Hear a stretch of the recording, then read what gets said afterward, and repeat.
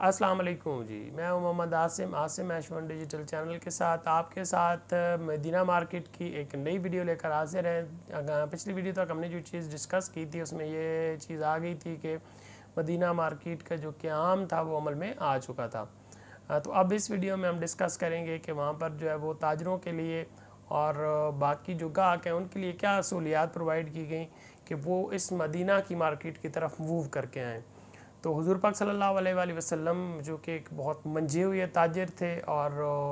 ایک منجھے ہوئے business man کے طور پر بھی جانے جاتے تھے، تو آپ نے کچھ اس قسم کے اقدامات کیے اور کچھ اس قسم کے اصول و ضوابط اپنائے کہ جس وجہ سے وہاں سے دوسری مارکیٹ سے موو کر کے لوگ اس مارکیٹ کی طرف آئے۔ اس میں جو پہلی چیز تھی وہ تھی جگہ کی تبدیلی۔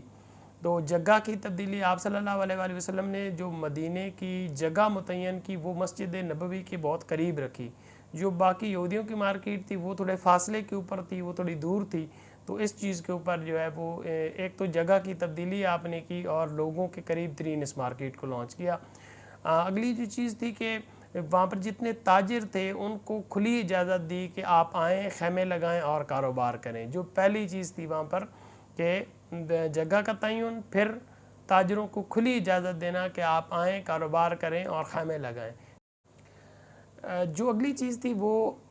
اجارہ داری تھی، کیونکہ مارکیٹ کے اوپر تاجروں کی اجارہ داری ہوا کرتی تھی اکثر، تو اجارہ داری کو ختم کرنے کے لیے آپ صلی اللہ علیہ وآلہ وسلم نے یہ طریقہ اپنایا کہ وہاں پر جتنے بھی تاجر آتے تھے ان کو کوئی مخصوص جگہ متعین نہیں کرنے دی، بلکہ جگہ کا تعین ان کو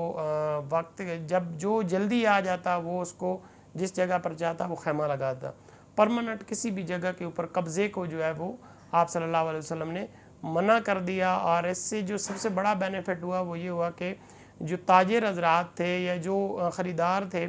وہ مارکیٹ کے اندر صبح جلدی آنا شروع ہو گئے، خاص طور پر تاجر جو ہے وہ مارکیٹ کے اندر جلدی آنا شروع ہو گئے اور کاروبار کا آغاز جلدی ہونا شروع ہو گیا۔ تو یہ ایک بہت بڑا پوائنٹ تھا جس کی وجہ سے جو ہے وہ بہت زیادہ لوگ اس مارکیٹ کی طرف موو ہوئے۔ مورخین سیرت لکھتے ہیں کہ جب بہت سارے تاجروں نے دیکھا کہ مارکیٹ بہت اچھی ہے اور کاروبار زوروں پر ہے، تو انہوں نے کوشش کی کہ یہاں پر کسی بھی جگہ کے اوپر قبضہ کر لیا جائے اور خیمے لگا لیے جائیں۔ تو ان میں سے ایک تاجر نے جو ہے وہ خیمہ لگا لیا۔ تو جب یہ بات حضور پاک صلی اللہ علیہ وسلم کو پتہ چلی تو آپ نے حکم دے دیا کہ اس خیموں کو جلا دے۔ تو یہ بات اور یہ پس منظر ہمیں یہ سکھاتا ہے اور یہ ہمیں یہ بتاتا ہے، ہمیں اس چیز کا نالج دیتا ہے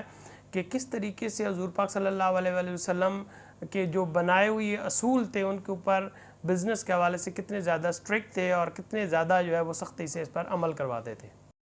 تو ان سارے اقدامات کرنے کا جو رزلٹ نکلا وہ یہ نکلا کہ کاروبار بہت عروجوں پر پہنچ گیا، اور یہودی بھی جب دیکھتے کہ مارکیٹ بہت عروج پر پہنچ گئی تو انہوں نے بھی یہاں پر موو کرنا شروع کر دیا، اس مسجد جو نبوی مارکیٹ کی تھی اس کی طرف وہ آنا وہ شروع ہو گئے، کیونکہ یہاں پر استحصال ختم ہو چکا تھا، اجارہ داری ختم ہو چکی تھی، اور کسی قسم کی بھی کسی کے ساتھ زیادتی نہیں ہو رہی تھی اور کاروبار اپنے عروجوں پر تھا۔ تو ہر تاجر چاہتا ہے کہ اسے زیادہ سے زیادہ پروفٹ ہو، وہ زیادہ سے زیادہ کاروباری علاقے میں جا کے بیٹھے۔ امید کرتے ہیں آج کی ویڈیو آپ کو پسند آئی ہوگی۔ اگر ویڈیو پسند آئی ہے تو چینل کو سبسکرائب کریں جن لوگوں نے ابھی تک نہیں کیا، اور جو لوگ سبسکرائب کر چکے ہیں وہ ویڈیوز کو شیئر کر دیں آگے تاکہ زیادہ سے زیادہ لوگ اس سے بینیفٹ اٹھائیں۔ بہت شکریہ جی، اگلی ویڈیو میں ملاقات ہوتی ہے انشاءاللہ۔ اللہ حافظ۔